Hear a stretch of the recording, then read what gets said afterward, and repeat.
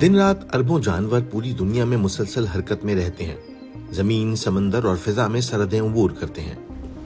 Well اور dolphin سے لے کر تتلیوں تک سینکڑوں مختلف قسم کے پرندے۔ اقوام متحدہ کی ایک تازہ رپورٹ سے پتہ چلتا ہے کہ ہجرت کرنے والے بہت سے جانوروں کی انواع زوال کا شکار ہے۔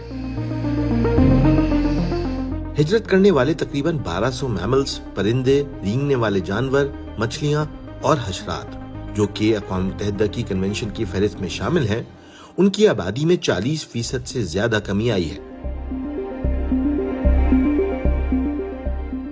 ہجرت کرنے والی شارک مچھلیوں اور سٹرجنز میں پچھلے 50 سالوں میں آبادی میں اندازاً 90% کمی آئی ہے۔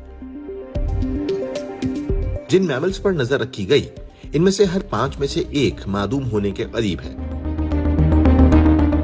یہ خاص طور پر نقل مکانی کرنے والی مچھلیوں پر لاگو ہوتا ہے، جو سب سے زیادہ متاثر ہوئی ہیں۔ مچھلیوں کی تقریباً تمام انواع میں سے 97% مکمل طور پر ختم ہونے کے قریب ہیں۔ اس کی وجہ یہ ہے کہ بہت سے لوگ اب بھی جان بوجھ کر شکار کرتے ہیں یا مچھلی پکڑتے ہیں، جیسے شدید خطرے سے دوچار سپائنی ڈگ فش کی طرح، جو جال میں پھنس جاتی ہے۔ بہت سے ہجرت کرنے والے میملز کی آبادی میں کمی کا سبب بننے والے بڑے عوامل میں استحصال نمایاں ہے۔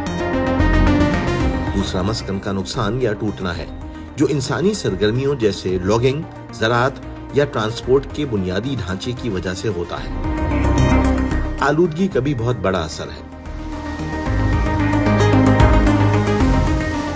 لیکن رپورٹ میں تمام خبریں منفی نہیں ہیں۔ تحفظ کے اقدامات نے پچھلی 2 دہائیوں میں چند میملز کے لیے حالات بہتر بنائے ہیں۔ ان میں نیلی اور کمر میں خم رکھنے والی ویل بھی شامل ہیں۔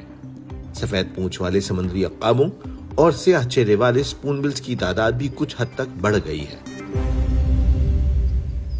یہ ظاہر کرتا ہے کہ بحالی ممکن ہے، لیکن دوسرے ہجرت کرنے والے جانوروں کی تعداد کو بہتر بنانے کے لیے ٹھوس کوششیں کرنا ہوں گی، اور زیادہ محفوظ علاقوں میں جو حیاتیاتی تنوع کے لیے موزوں ہیں۔